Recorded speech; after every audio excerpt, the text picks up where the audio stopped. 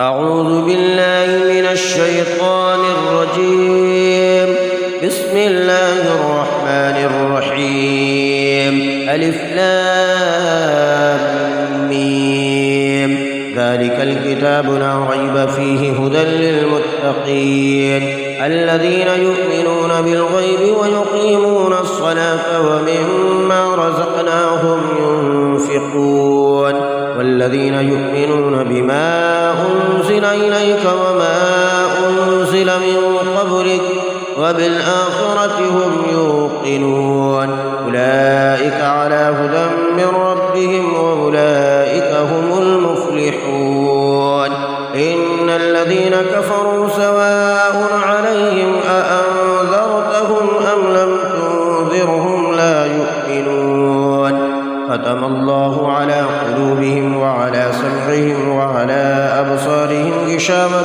ولهم عذاب عظيم. ومن الناس من يقول آمنا بالله وباليوم الآخر وما هم بمؤمنين يخادعون الله والذين آمنوا وما يخدعون إلا أنفسهم وما يشعرون. في قلوبهم مرض فزادهم الله مرضا ولهم عذاب أليم بما كانوا يكذبون. وإذا قيل لهم لا تفسدوا في الأرض قالوا إنما نحن مصلحون. ألا إنهم هم المفسدون ولكن لا يشعرون. وإذا قيل لهم آمنوا كما آمن الناس قالوا أنؤمن كما آمن السفهاء. ألا إنهم هم السفهاء ولكن لا يعلمون. وإذا لقوا الذين آمنوا قالوا آمنا وإذا خلوا إلى شياطينهم قالوا إنا معكم إنما نحن مستهزئون. الله يستهزئ بهم ويمدهم في طغيانهم يعمهون. أولئك الذين اشتروا الضلالة بالهدى فما ربحت تجارتهم وما كانوا مهتدين. مثلهم كمثل الذي استوقد نارا فلما أضاءت ما حوله ذهب الله بنورهم وتركهم في ظلمات لا يبصرون. صم بكم عمي فهم لا يرجعون. أو كصيب من السماء فيه ظلمات ورعد وبرق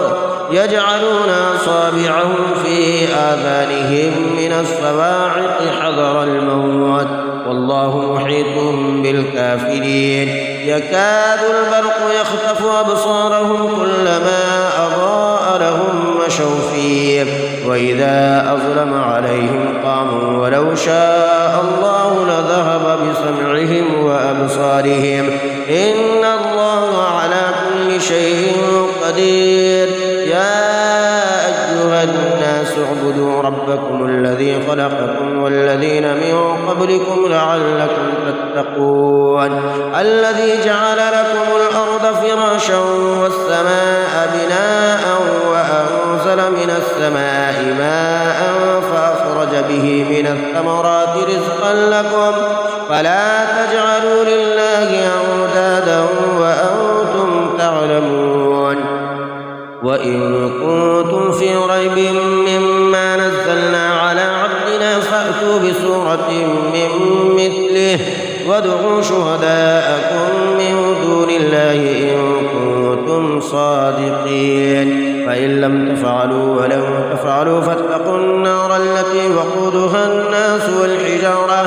أعدت للكافرين. وبشر الذين آمنوا وعملوا الصالحات أن لهم جنات تجري من تحتها الأنهار كلما رزقوا منها من ثمرة رزقا قالوا هذا الذي رزقنا من قبل وأوتوا به متشابها ولهم فيها أزواج مطهرة وهم فيها خالدون. إن الله لا يستحيي أن يضرب مثلا ما بعوضة فما فوقها فأما الذين آمنوا فيعلمون أنه الحق من ربهم وأما الذين كفروا فيقولون ماذا أراد الله بهذا مثلا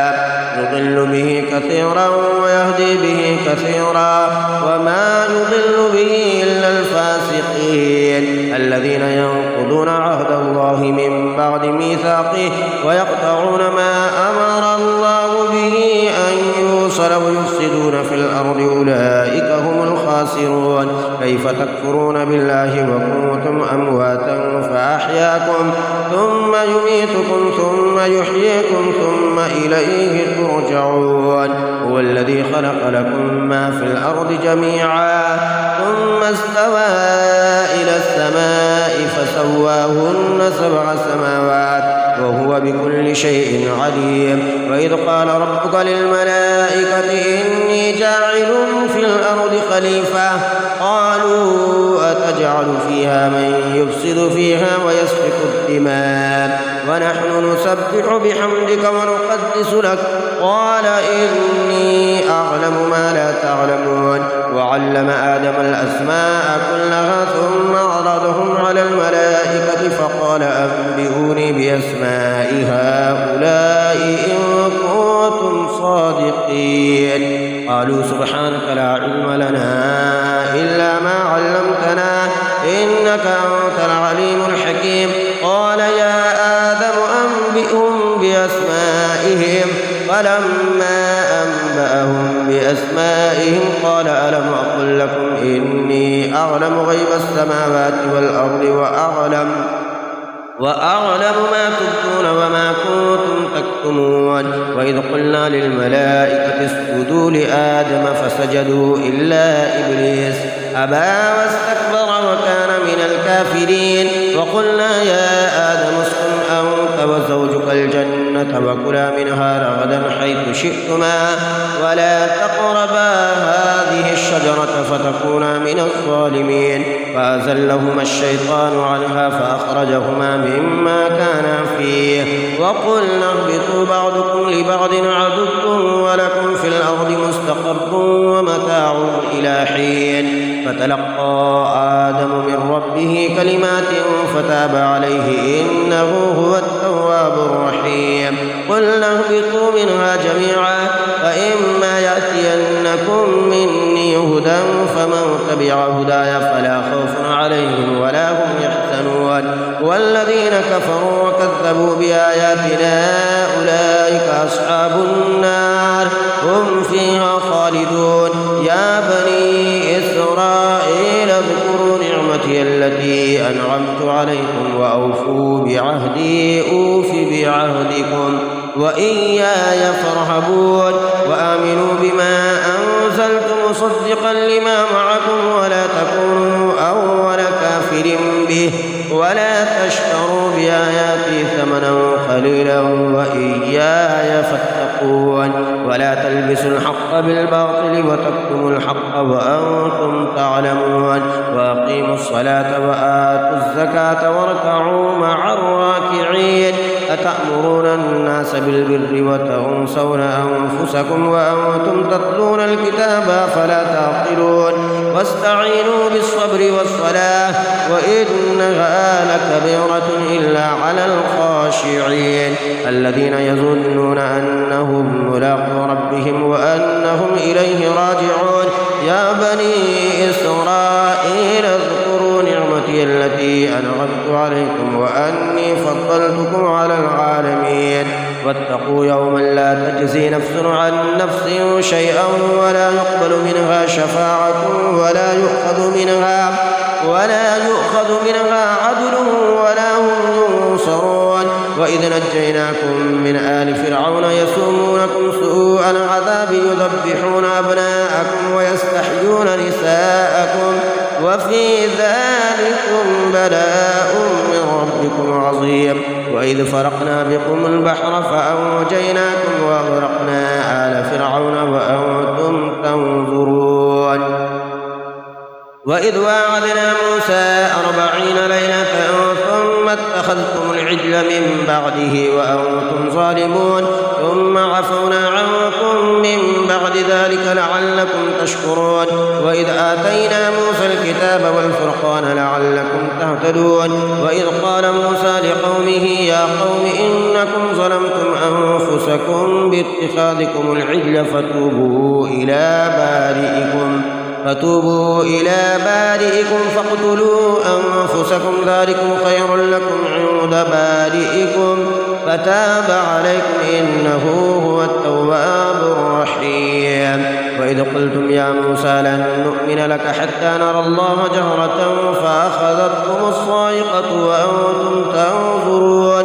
ثم بعثناكم من بعد موتكم لعلكم تشكرون وظللنا عليكم الغمام وأنزلنا عليكم المن والسلوى كلوا من طيبات ما رزقناكم وما ظلمونا ولكن كانوا أنفسهم يظلمون وإذ قلنا ادخلوا هذه القرية فكلوا منها حيث شئتم رغدا وادخلوا الباب سجدا وقولوا حطة نغفر لكم خطاياكم وسنزيد المحسنين فبدل الذين ظلموا قولا غير الذي قيل لهم فأنزلنا على الذين ظلموا رجزا من السماء بما كانوا يفسقون وإذ استسقى موسى لقومه فقلنا اضرب بعصاك الحجر فانفجرت منه 12 عينا قد علم كل أناس مشربهم كلوا واشربوا من رزق الله ولا تعثوا في الأرض مفسدين وإذ قلتم يا موسى لن نصبر على طعام واحد فادع لنا ربك يخرج لنا مما تنبت الأرض من بقلها وقثائها وفومها وعدسها وبصلها قال تستبدلون الذي هو أدنى بالذي هو خير اهبطوا مصرا فإن لكم ما سألتم وضربت عليهم الذلة والمسكنة وباءوا بغضب من الله ذلك بأنهم كانوا يكفرون بآيات الله ويقتلون النبيين بغير الحق ذلك بما عصوا وكانوا يعتدون إن الذين آمنوا والذين هادوا والنصارى والصابئين من آمن بالله واليوم الآخر وعمل صالحا فلهم أجرهم عند ربهم ولا خوف عليهم ولا هم يحزنون وإذا أخذنا ميثاقكم ورفعنا فوقكم الطور خذوا ما آتيناكم بقوة واذكروا ما فيه لعلكم تتقون ثم توليتم من بعد ذلك فلولا فضل الله عليكم ورحمته لكنتم من الخاسرين ولقد علمتم الذين اعتدوا منكم في السبت فقلنا لهم كونوا قردة خاسئين فجعلناها نكالا لما بين يديها وما خلفها وموعظة للمتقين وإذ قال موسى لقومه إن الله يأمركم أن تذبحوا بقرة قالوا أتتخذنا هزوا قال أعوذ بالله أن أكون من الجاهلين قالوا ادع لنا ربك يبين لنا ما هي قال إنه يقول إنها بقرة لا فارض ولا بكر عوان بين ذلك فافعلوا ما تؤمرون قالوا ادع لنا ربك يبين لنا ما لونها قال إنه يقول إنها بقرة صفراء فاقع لونها تسر الناظرين قالوا ادع لنا ربك يبين لنا ما هي إن البقرة شابه علينا وإنا إن شاء الله لمهتدون قال إنه يقول إنها بقرة لا ذلول تثير الأرض ولا تسقي الحرث مسلمة لا شية فيها قالوا الآن جئت بالحق فذبحوها وما كانوا يفعلون وإذا قتلتم نفسا فادارأتم فيها والله مخرج ما كنتم تكتمون فقلنا اضربوه ببعضها كذلك يحيي الله الموتى ويريكم آياته لعلكم تعقلون ثم قست قلوبكم من بعد ذلك فهي كالحجارة أو أشد قسوة وإن من الحجارة لما يتفجر منه الأنهار وإن منها لما يشقق فيخرج منه الماء وإن منها لما يهبط من خشية الله وما الله بغافل عما تعملون أفتطمعون أن يؤمنوا لكم وقد كان فريق منهم يسمعون كلام الله ثم يحرفونه من بعد ما قالوه وهم يعلمون وإذا لقوا الذين آمنوا قالوا آمنا وإذا خلا بعضهم إلى بعض قالوا أتحدثونهم بما فتح الله عليكم ليحاجوكم به عند ربكم أفلا تعقلون أولا يعلمون أن الله يعلم ما يسرون وما يعلنون ومنهم أميون لا يعلمون الكتاب إلا أماني فإنهم إلا يظنون فويل للذين يكتبون الكتاب بأيديهم ثم يقولون هذا من عند الله ليشتروا به ثمنا قليلا فويل لهم مما كتبت أيديهم وويل لهم مما يكسبون وقالوا لن تمسنا النار إلا أياما معدودة قل أتخذتم عند الله عهدا فلن يخلف الله عهده أم تقولون على الله ما لا تعلمون بلى من كسب سيئة وأحاطت به خطيئته فأولئك أصحاب النار هم فيها خالدون والذين آمنوا وعملوا الصالحات أولئك أصحاب الجنة هم فيها خالدون وإذا أخذنا ميثاق بني إسرائيل لا تعبدون إلا الله وبالوالدين إحسانا وذي القربى واليتامى والمساكين وقولوا للناس حسنا وأقيموا الصلاة وآتوا الزكاة ثم توليتم إلا قليلا منكم وأنتم معرضون وإذا أخذنا ميثاقكم لا تسفكون دماءكم ولا تخرجون أنفسكم من دياركم ثم أقررتم وأنتم تشهدون ثم أنتم هؤلاء تقتلون أنفسكم وتخرجون فريقا منكم من ديارهم تظاهرون عليهم بالإثم والعدوان وإن يأتوكم أسارى تفادوهم وهو محرم عليكم إخراجهم أفتؤمنون ببعض الكتاب وتكفرون ببعض وما جزاء من يفعل ذلك منكم إلا خزي في الحياة الدنيا ويوم القيامة يردون إلى أشد العذاب وما الله بغافل عما تعملون أولئك الذين اشتروا الحياة الدنيا بالآخرة فلا يخفف عنهم العذاب ولا هم ينصرون ولقد آتينا موسى الكتاب وقفينا من بعده بالرسل وآتينا عيسى ابن مريم البينات وأيدناه بروح القدس أفكلما جاءكم رسول بما لا تهوى أنفسكم استكبرتم ففريقا كذبتم وفريقا تقتلون وقالوا قلوبنا غلف بل لعنهم الله بكفرهم فقليلا ما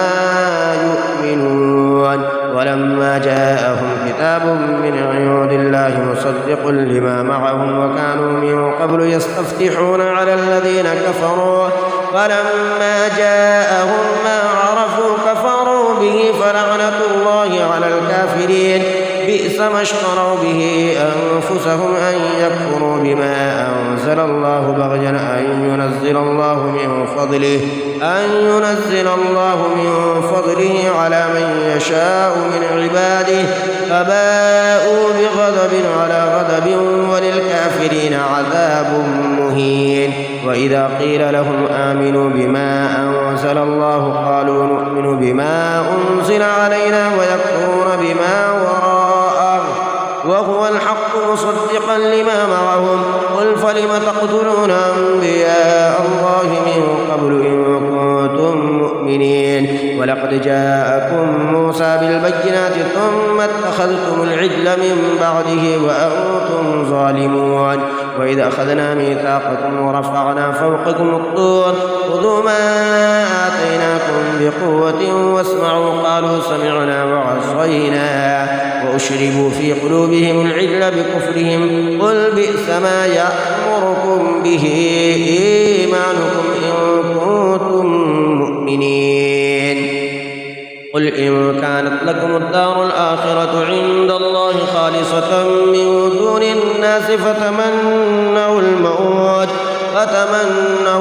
إن كنتم صادقين ولن يتمنوه أبدا بما قدمت أيديهم والله عليم بالظالمين ولتجدنهم أحرص الناس على حياة ومن الذين أشركوا يود أحدهم لو يعمر 1000 سنة وما هو بمزحزحه من العذاب أن يعمر والله بصير بما يعملون قل من كان عدوا لجبريل فإنه نزله على قلبك بإذن الله مصدقا لما بين يديه وهدى وبشرى للمؤمنين من كان عدوا لله وملائكته ورسله وجبريل جبريل وميكال فإن الله عدو للكافرين. ولقد أنزلنا إليك آيات بينات وما يكفر بها إلا الفاسقون. أفكلما عاهدوا عهدا نبذه فريق منهم بل أكثرهم لا يؤمنون.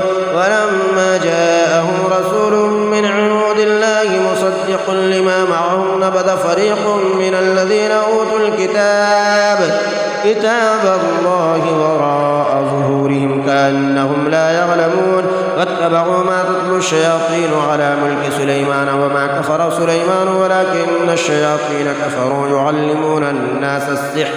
وما أنزل على الملكين ببابل هاروت وماروت وما يعلمان من أحد حتى يقولا إنما نحن فتنة فلا تكفر فيتعلمون منهما ما يفرقون به بين المرء وزوجه وما هم بضارين به من أحد إلا بإذن الله ويتعلمون ما يضرهم ولا ينفعهم ولقد علموا لمن اشتراه ما له في الآخرة من خلاق ولبئس ما شروا به أنفسهم لو كانوا يعلمون. ولو أنهم آمنوا واتقوا لمثوبة من عند الله خير لو كانوا يعلمون. يا أيها الذين آمنوا لا تقولوا راعنا وقولوا انظرنا واسمعوا وللكافرين عذاب أليم. ما يود الذين كفروا من أهل الكتاب ولا المشركين أن ينزل عليكم من خير من ربكم والله يختص برحمته من يشاء والله ذو الفضل العظيم. ما ننسخ من آية أو ننسها نأتي بخير منها أو مثلها.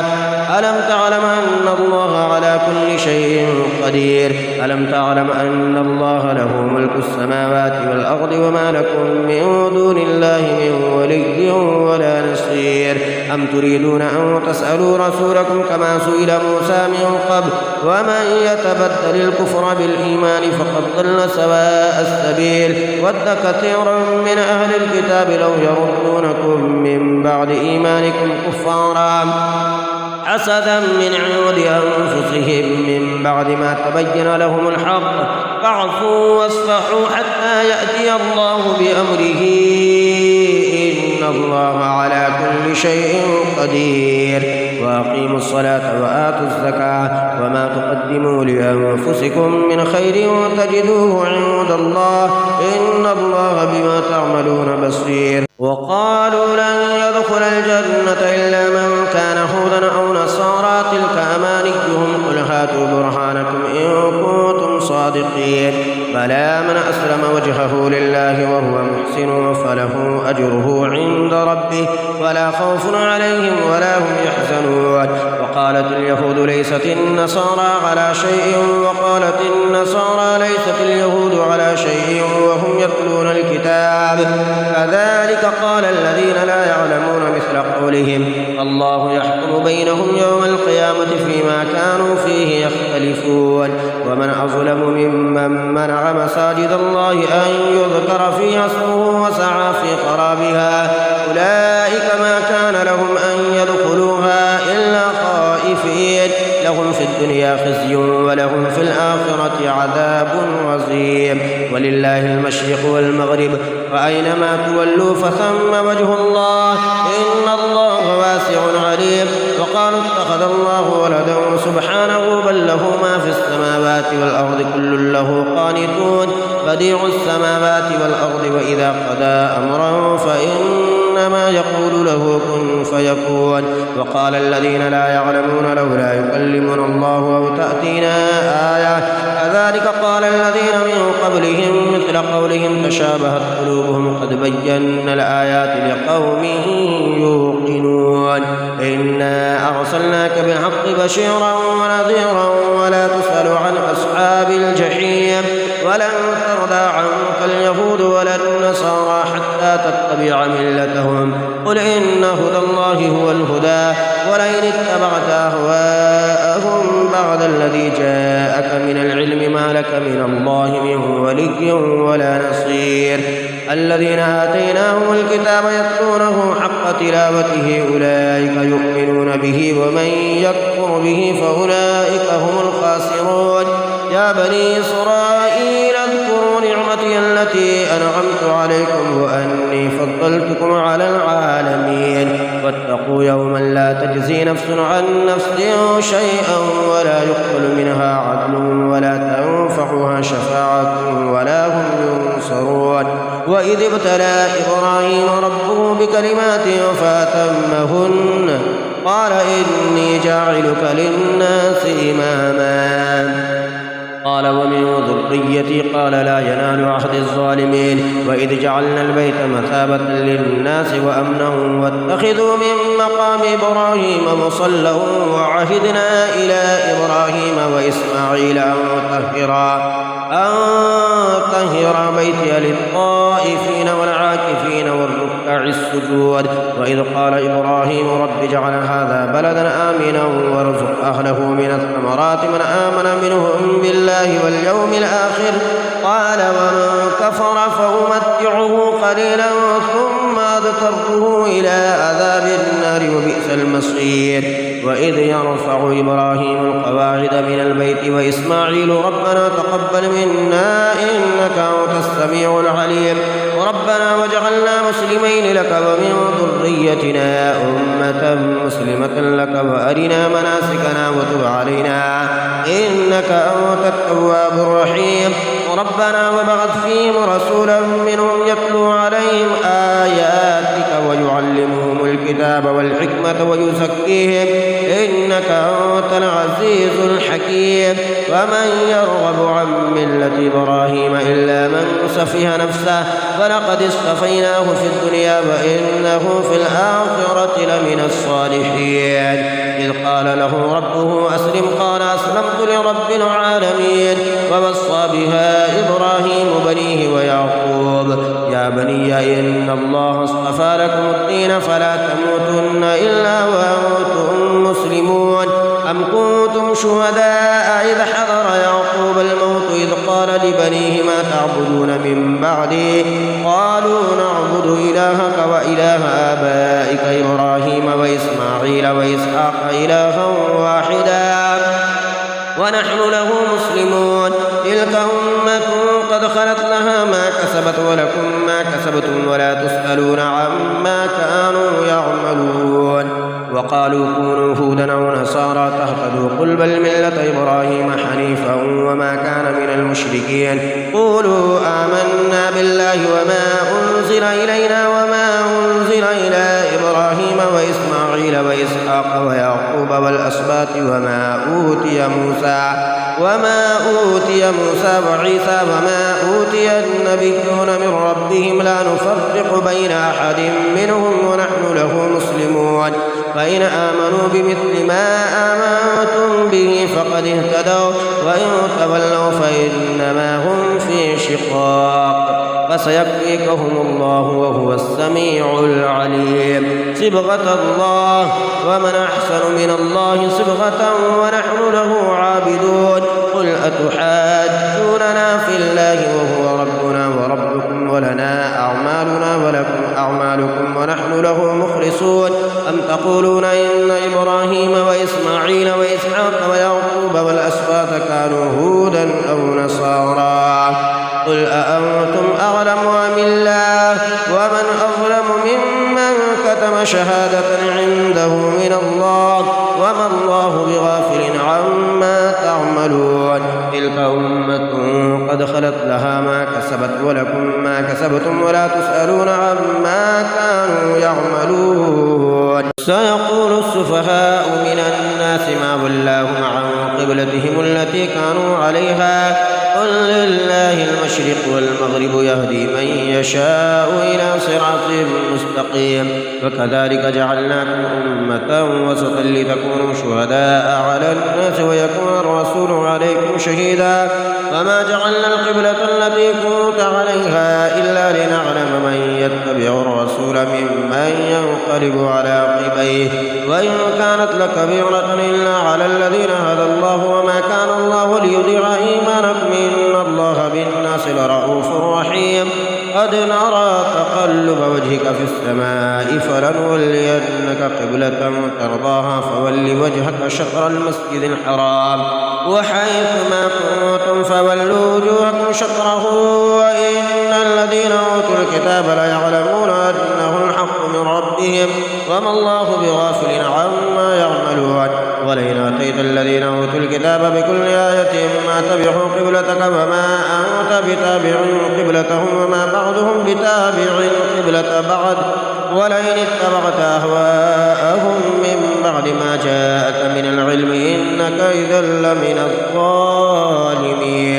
الذين آتيناهم الكتاب يعرفونه كما يعرفون أبناءهم وإن فريقا منهم لا يكتمون الحق وهم يعلمون الحق من ربك فلا تكونن من الممترين ولكل وجهة هو موليها فاستبقوا الخيرات أينما تكونوا يأتي بكم الله جميعا إن الله على كل شيء قدير ومن حيث خرجت فول وجهك شطر المسجد الحرام وإنه للحق من ربك وما الله بغافل عما تعملون ومن حيث خرجت فول وجهك شطر المسجد الحرام وحيث ما كنتم فولوا وجوهكم شطره لئلا يكون للناس عليكم حجة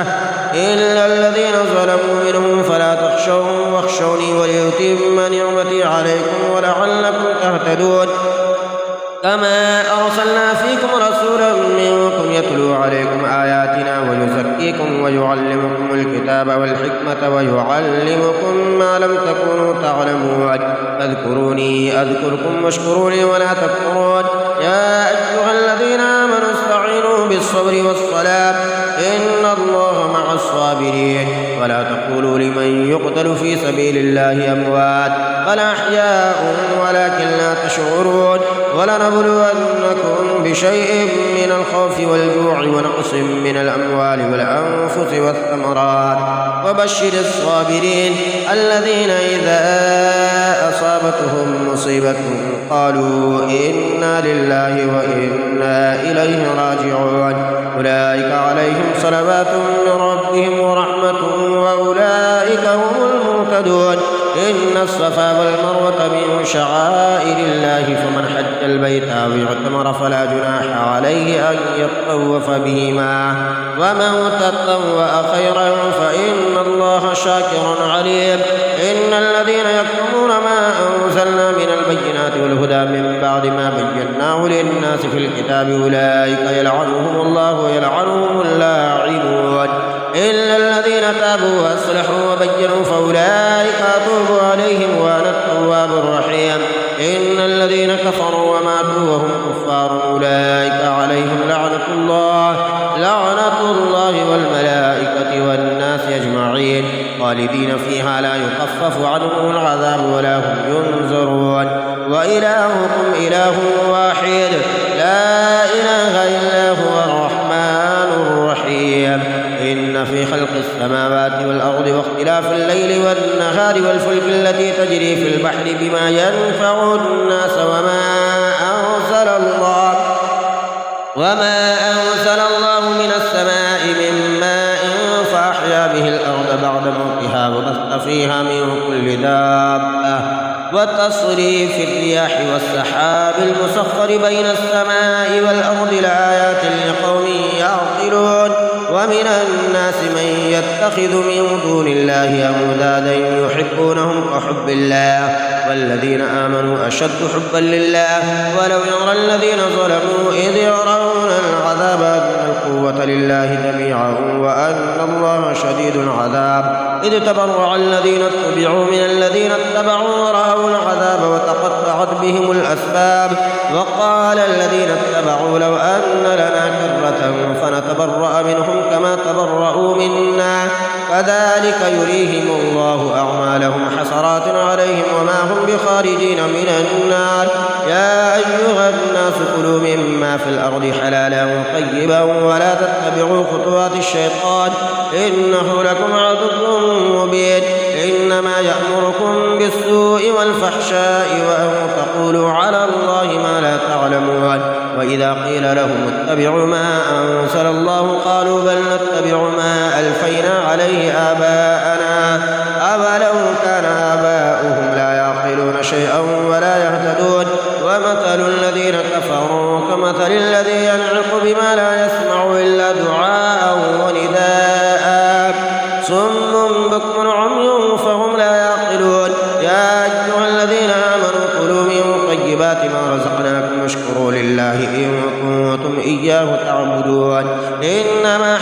عليكم الميتة والدم ولحم الخنزير وما أهل به لغير الله فمن اضطر غير باغ ولا عاد فلا إثم عليه إن الله غفور رحيم إن الذين يكتمون ما أنزل الله من الكتاب ويشترون به ثمنا قليلا أولئك ما يأكلون في بطونهم إلا النار ولا يكلمهم الله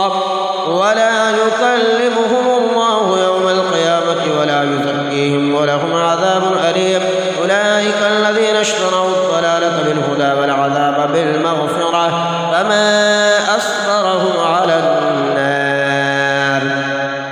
ذلك بأن الله نزل الكتاب بالحق وإن الذين اختلفوا في الكتاب لفي شقاق بعيد ليس البر أن تولوا وجوهكم قبل المشرق والمغرب ولكن البر من آمن بالله واليوم الآخر والملائكة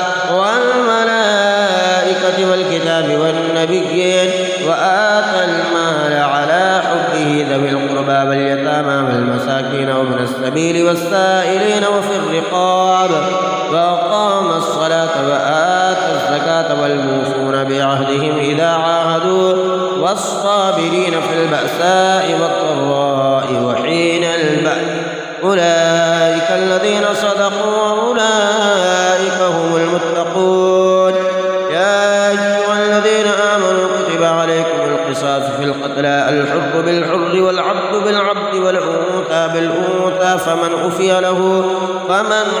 له من أخيه شيء فاتباع بالمعروف وأداء إليه بإحسان ذلك تخفيف من ربكم ورحمة فمن اعتدى بعد ذلك فله عذاب أليم ولكم في القصاص حياة يا أولي الألباب لعلكم تتقون كتب عليكم إذا حضر أحدكم الموت أن ترك خيرا الوصية للوالدين والأقربين بالمعروف حقا على المتقين فمن بدله بعدما سمعه فإنما إثمه على الذين يبدلونه إن الله سميع عليم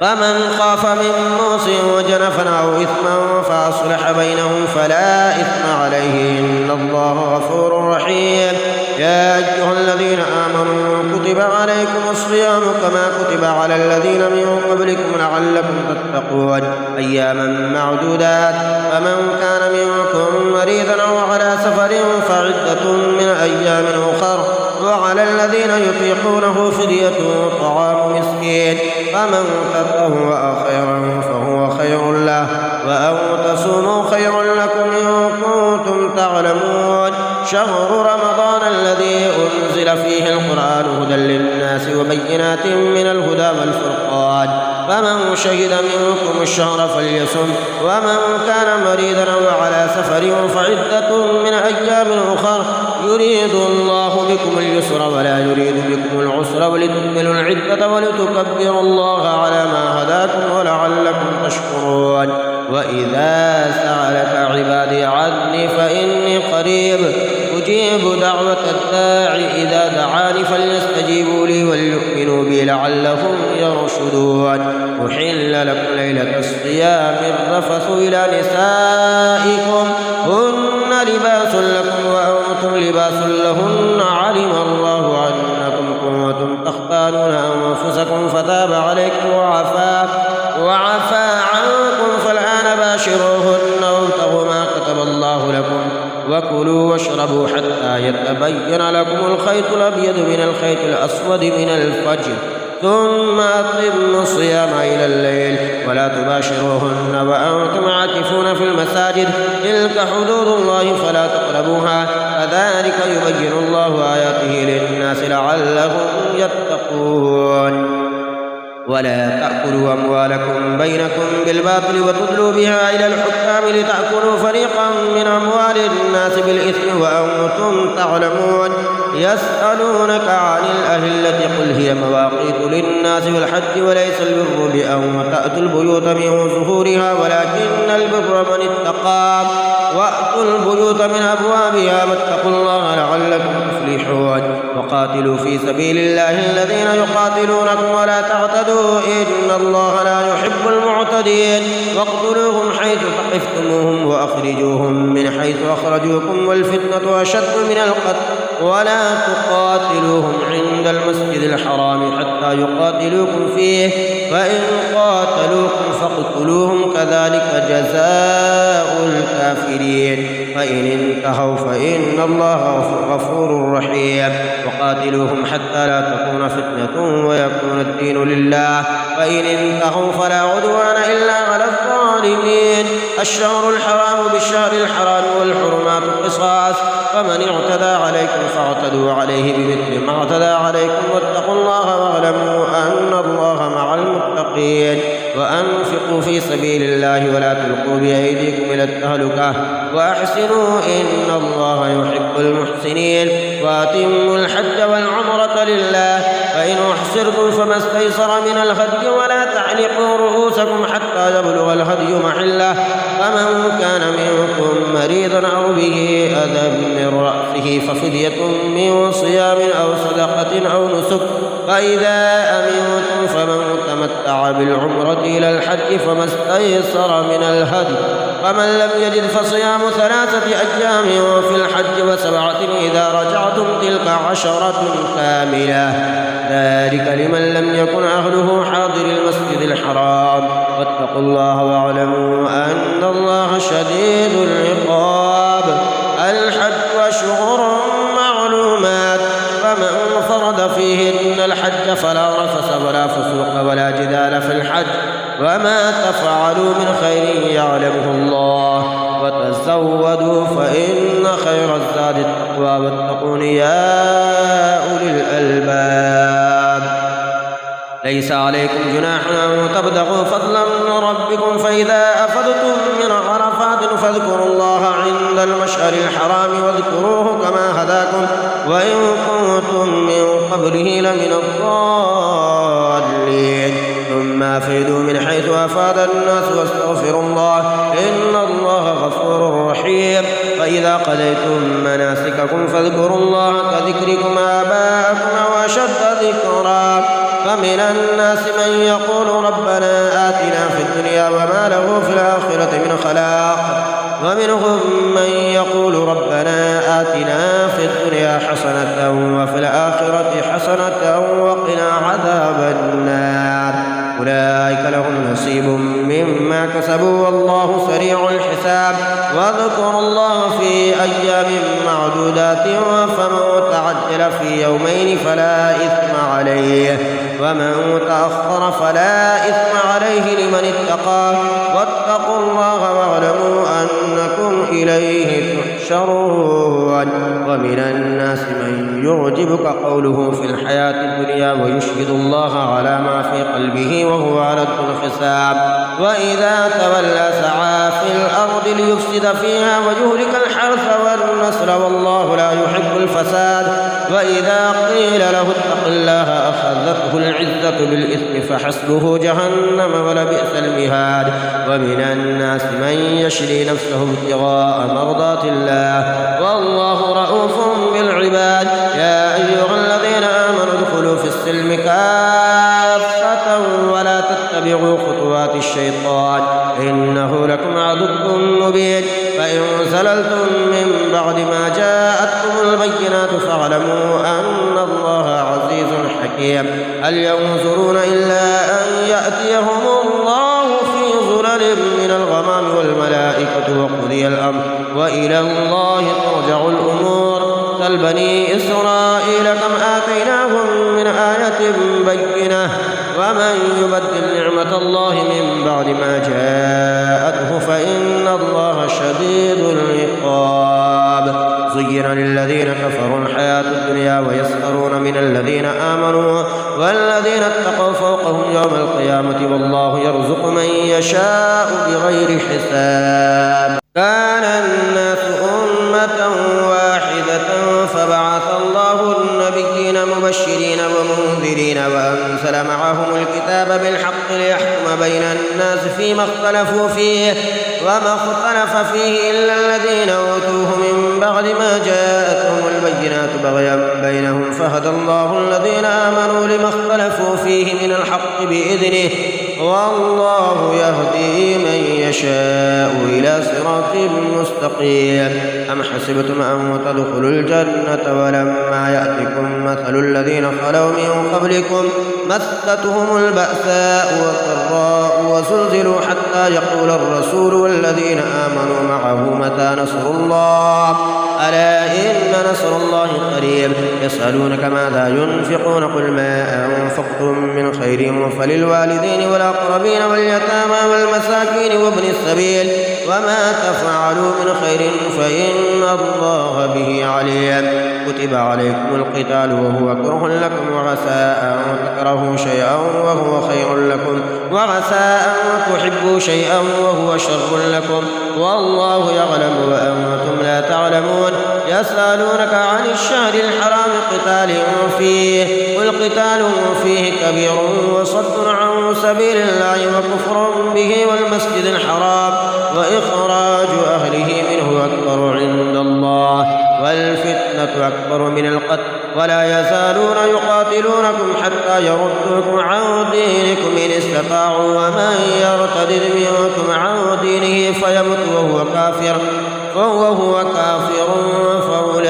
فأولئك حبطت أعمالهم في الدنيا والآخرة وأولئك أصحاب النار هم فيها خالدون. إن الذين آمنوا والذين هاجروا وجاهدوا في سبيل الله أولئك يرجون رحمة الله والله غفور رحيم. يسألونك عن الخمر والميسر قل فيهما إثم كبير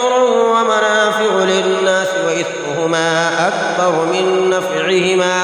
ويسألونك ماذا ينفقون قل العفو كذلك يبين الله لكم الآيات لعلكم تتفكرون في الدنيا والآخرة. ويسألونك عن اليتامى قل إصلاح لهم خير وإن تخالطوهم فإخوانكم والله يعلم المفسد من المصلح ولو شاء الله لأعنتكم إن الله عزيز حكيم. ولا تنكحوا المشركات حتى يؤمن ولأمة مؤمنة خير من مشركة ولو أعجبتكم ولا تنكحوا المشركين حتى يؤمنوا ولا عبد مؤمن خير من مشرك ولو أعجبكم أولئك يدعون إلى النار والله يدعو إلى الجنة والمغفرة بإذنه ويبين آياته للناس لعلهم يتذكرون. ويسألونك عن المحيض قل هو أذى فاعتزلوا النساء في المحيض ولا تقربوهن حتى يطهرن فإذا تطهرن فأتوهن من حيث أمركم الله إن الله يحب التوابين ويحب المتطهرين. نساؤكم حرث لكم فأتوا حرثكم أنى شئتم وقدموا لأنفسكم واتقوا الله واعلموا أنكم ملاقوه وبشر المؤمنين. ولا تجعلوا الله عرضة لأيمانكم أن تبروا وتتقوا وتصلحوا بين الناس والله سميع عليم. لا يؤاخذكم الله باللغو في أيمانكم ولكن يؤاخذكم بما كسبت قلوبكم والله غفور حليم. للذين يؤلون من نسائهم تربص 4 أشهر فإن فاءوا فإن الله غفور رحيم وإن عزموا الطلاق فإن الله سميع عليم. والمطلقات يتربصن بأنفسهن 3 قروء ولا يحل لهن أن يكتمن ما خلق الله في أرحامهن إن كن يؤمن بالله واليوم الآخر وبعولتهن أحق بردهن في ذلك إن أرادوا إصلاحا ولهن مثل الذي عليهن بالمعروف وللرجال عليهن درجة والله عزيز حكيم. الطلاق 2 فإمساك بمعروف أو تسريح بإحسان ولا يحل لكم أن تأخذوا مما آتيتموهن شيئا إلا أن يخافا ألا يقيما حدود الله فإن وإن خفتم ألا يقيما حدود الله فلا جناح عليهما فيما افتدت به تلك حدود الله فلا تعتدوها ومن يتعد حدود الله فأولئك هم الظالمون فإن طلقها فلا تحل له من بعد حتى تنكح زوجا غيره فإن طلقها فلا جناح عليهما أن يتراجعا إن ظنا أن يقيما حدود الله وتلك حدود الله يبينها لقوم يعلمون وإذا طلقتم النساء فبلغن أجلهن فأمسكوهن بمعروف أو سرحوهن بمعروف ولا تمسكوهن ضرارا لتعتدوا ومن يفعل ذلك فقد ظلم نفسه ولا تتخذوا آيات الله هزوا واذكروا نعمة الله عليكم وما أنزل عليكم من الكتاب والحكمة يعظكم به واتقوا الله واعلموا أن الله بكل شيء عليم وإذا طلقتم النساء فبلغن أجلهن فلا تعضلوهن أن ينكحن أزواجهن إذا تراضوا بينهم بالمعروف ذلك يوعظ به من كان منكم يؤمن بالله واليوم الآخر ذلكم أزكى لكم وأطهر والله يعلم وأنتم لا تعلمون والوالدات يرضعن أولادهن حولين كاملين لمن أراد أن يتم الرضاعة وعلى المولود له رزقهن وكسوتهن بالمعروف لا تكلف نفس إلا وسعها لا تضار والدة بولدها ولا مولود له بولده وعلى الوارث مثل ذلك فإن أرادا فصالا عن تراض منهما وتشاور فلا جناح عليهما وإن أردتم أن تسترضعوا أولادكم فلا جناح عليكم إذا سلمتم ما آتيتم بالمعروف واتقوا الله واعلموا أن الله بما تعملون بصير والذين يتوفون منكم ويذرون أزواجا يتربصن بأنفسهن 4 أشهر وعشرا فإذا بلغن أجلهن فلا جناح عليكم فيما فعلن في أنفسهن بالمعروف والله بما تعملون خبير ولا جناح عليكم فيما عرضتم به من خطبة النساء أو أكننتم في أنفسكم علم الله أنكم ستذكرونهن ولكن لا تواعدوهن سرا إلا أن تقولوا قولا معروفا ولا تعزموا عقدة النكاح حتى يبلغ الكتاب أجله واعلموا أن الله يعلم ما في أنفسكم فاحذروه واعلموا أن الله غفور حليم لا جناح عليكم إن طلقتم النساء ما لم تمسوهن أو تفردوا لهن فريدا ومتعوهن على الموسع قدره وعلى المقتر قدره متاعا بالمعروف حقا على المحسنين وإن طلقتموهن من قبل أن تمسوهن فقد فرضتم لهن فريدة فنصف ما فرضتم إلا أن يعفون أو يعفو الذي بيده عقدة النكاح وأن تعفوا أقرب للتقوى ولا تنسوا الفضل بينكم إن الله بما تعملون بصير حافظوا على الصلوات والصلاة الوسطى وقوموا لله قانتين فإن خفتم فرجالا أو ركبانا فإذا أمنتم فاذكروا الله كما علمكم ما لم تكونوا تعلمون والذين يتوفون منكم ويذرون أزواجا وصية لأزواجهم متاعا إلى الحول غير إخراج فإن خرجن فلا جناح عليكم فيما فعلن في أنفسهن من معروف والله عزيز حكيم وللمطلقات متاع بالمعروف حقا على المتقين كذلك يبين الله لكم آياته لعلكم تعقلون ألم تر إلى الذين خرجوا من ديارهم وهم ألوف حذر الموت فقال لهم الله موتوا ثم أحياهم إن الله لذو فضل على الناس ولكن أكثر الناس لا يشكرون وقاتلوا في سبيل الله واعلموا أن الله سميع عليم من ذا الذي يقرض الله قرضا حسنا فيضاعفه له ضعافا كثيرا والله يقبض ويبسط وإليه ترجعون ألم تر إلى الملأ من بني إسرائيل من بعد موسى إذ قالوا لنبي له ابعث لنا ملكا نقاتل في سبيل الله قال هل عسيتم كتب عليكم القتال ألا تقاتلوا؟ قالوا وما لنا ألا نقاتل في سبيل الله وقد أخرجنا من ديارنا وأبنائنا. فلما كتب عليهم القتال تولوا إلا قليلا منهم والله عليم بالظالمين. وقال لهم نبيهم إن الله قد بعث لكم طالوت ملكا. قالوا أنى يكون له الملك علينا ونحن أحق بالملك منه ولم يؤت سعة من المال. قال إن الله اصطفاه عليكم وزاده بسطة في العلم والجسم والله يؤتي ملكه من يشاء والله واسع عليم. وقال لهم نبيهم إن آية ملكه أن يأتيكم التابوت فيه سكينة من ربكم وبقية مما ترك آل موسى وآل هارون تحمله الملائكة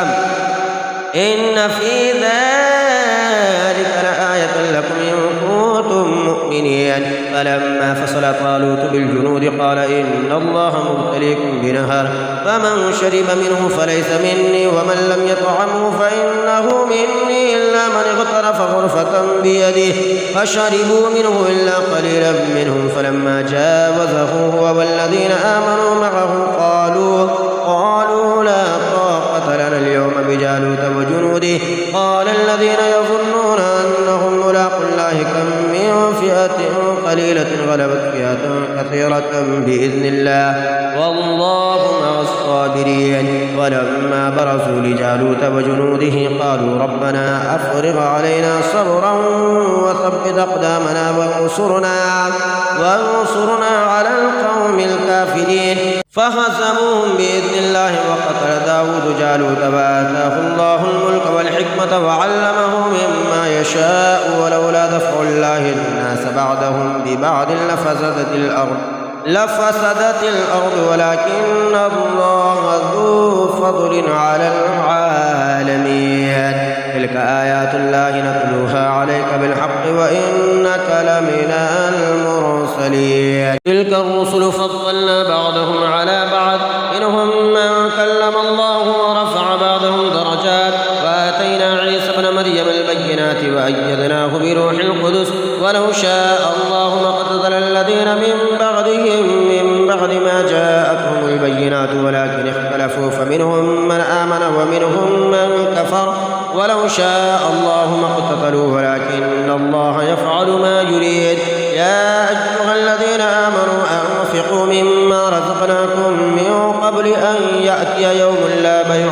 فيه ولا خلة ولا شفاعة والكافرون هم الظالمون. الله لا إله إلا هو الحي القيوم لا تأخذه سنة ولا نوم له ما في السماوات وما في الأرض. من ذا الذي يشفع عنده إلا بإذنه يعلم ما بين أيديهم وما خلفهم ولا يحيطون بشيء من علمه إلا بما شاء.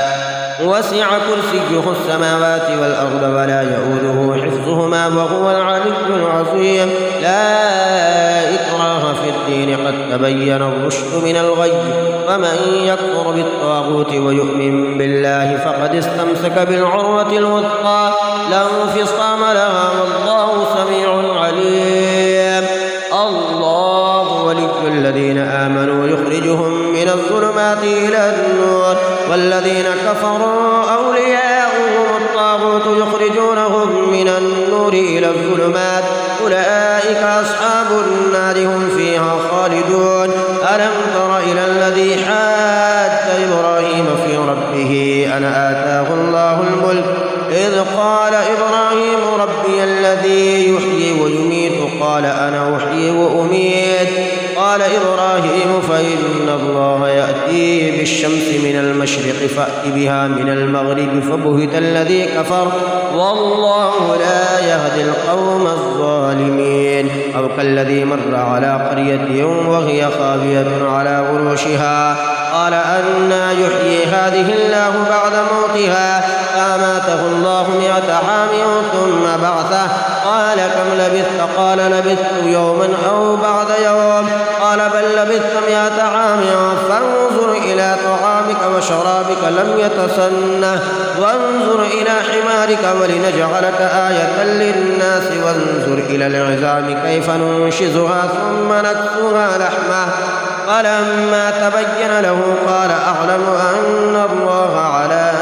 كل شيء قدير. وإذ قال إبراهيم رب أرني كيف تحيي الموتى قال أولم تؤمن قال بلى ولكن ليطمئن قلبي قال فخذ 4 من الطير فصرهن إليك ثم جعل على كل جبل منهن جزعا ثم ادعوهن يأتينك سعيا واعلم أن الله عزيز حكيم. مثل الذين ينفقون أموالهم في سبيل الله كمثل حبة أنبتت 7 سنابل في كل سنبلة 100 حبة والله يضاعف لمن يشاء والله واسع عليم. الذين ينفقون أموالهم في سبيل الله ثم لا يتبعون ما أنفقوا منا ولا أذى لهم أجرهم عند ربهم ولا خوف عليهم ولا هم يحزنون. قول معروف ومغفرة خير من صدقة يتبعها أذى والله غني حليم. يا أيها الذين آمنوا لا تبطلوا صدقاتكم بالمن والأذى كالذي ينفق ماله رئاء الناس ولا يؤمن بالله واليوم الآخر فمثله كمثل صفوان عليه تراب فأصابه وابل فتركه صلبا لا يقدرون على شيء مما كسبوا والله لا يهدي القوم الكافرين. ومثل الذين ينفقون أموالهم ابتغاء مرضات الله وتثبيتا من أنفسهم كمثل جنة بربوة أصابها وابل فآتت أكلها ضعفين فإن لم يصبها وابل فطل والله بما تعملون بصير. أيود أحدكم أن تكون له جنة من نخيل وأعناب تجري من تحتها الأنهار له فيها من كل الثمرات وأصابه الكبر وله ذرية ضعفاء فأصابها إعصار وفيه نار فاحترقت كذلك يبين الله لكم الآيات لعلكم تتفكرون. يا أيها الذين آمنوا أنفقوا من طيبات ما كسبتم ومما أخرجنا لكم من الأرض ولا تيمموا الخبيث منه تنفقون ولستم بآخذيه إلا أن تغمضوا فيه واعلموا أن الله غني حميد.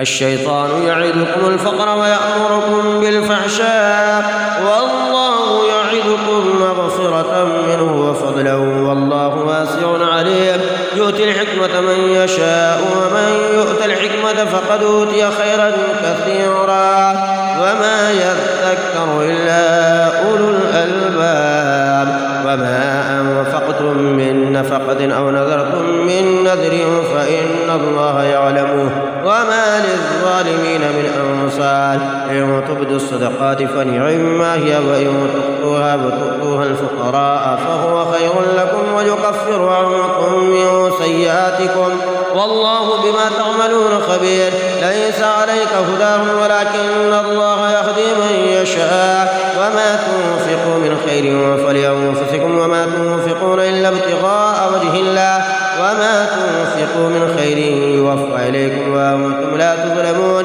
للفقراء الذين أحصروا في سبيل الله لا يستطيعون ضربا في الأرض يحسبهم الجاهل أغنياء من التعفف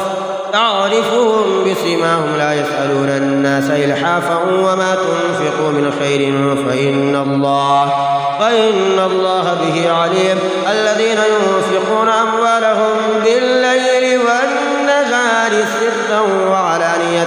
فلهم أجرهم عند ربهم ولا خوف عليهم ولا هم يحزنون. الذين يأكلون الربا لا يقومون إلا كما يقوم الذي يتخبطه الشيطان من المس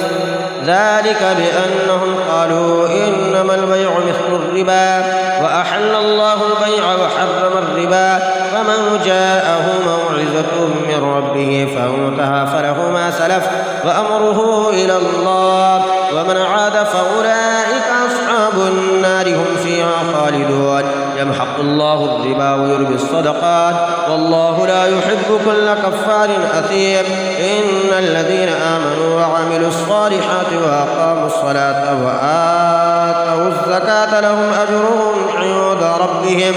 ولا خوف عليهم ولا هم يحزنون يا أيها الذين آمنوا اتقوا الله وذروا ما بقي من الربا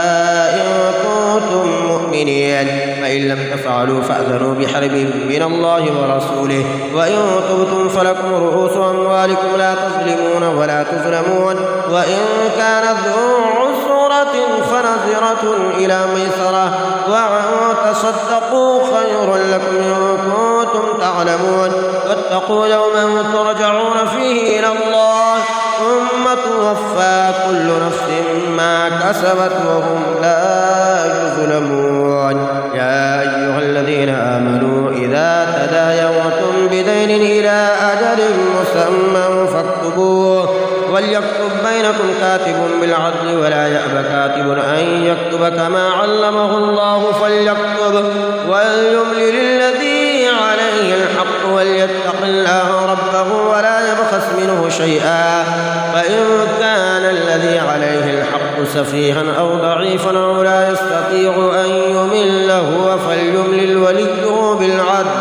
واستشهدوا شهيدين من رجالكم فإن لم يكونا رجلين فرجل وامرأتان ممن ترضون من الشهداء أن تضل إحداهما فتذكر إحداهما الأخرى ولا يأبى الشهداء إذا ما دعوا ولا تسأموا أن تكتبوه صغيرا أو كبيرا إلى أجله ذلكم أقسط عند الله وأقوم للشهادة وأدنى ألا ترتابوا إلا أن تكون تجارة حاضرة تديرونها بينكم فليس عليكم جناح ألا تكتبوها وأشهدوا إذا تبايعتم ولا يضار كاتب ولا شهيد وإن تفعلوا فإنه فسوق بكم واتقوا الله ويعلمكم الله والله بكل شيء عليم وإن كنتم على سفر ولم تجدوا كاتبا فرهان مقبوضة فإن أمن بعضكم بعضا فليؤد الذي ائتمن أمانته وليتق الله ربه ولا تكتموا الشهادة ومن يكتمها فإنه آثم قلبه والله بما تعملون عليم لله ما في السماوات وما في الأرض وإن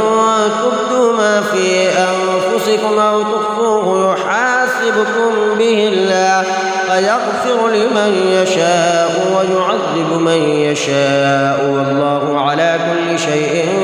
قدير آمن الرسول بما أنزل إليه من ربه والمؤمنون كل آمن بالله وملائكته وكتبه ورسله لا نفرق بين أحد من رسله وقالوا سمعنا وأطعنا غفرانك ربنا وإليك المصير لا يكلف الله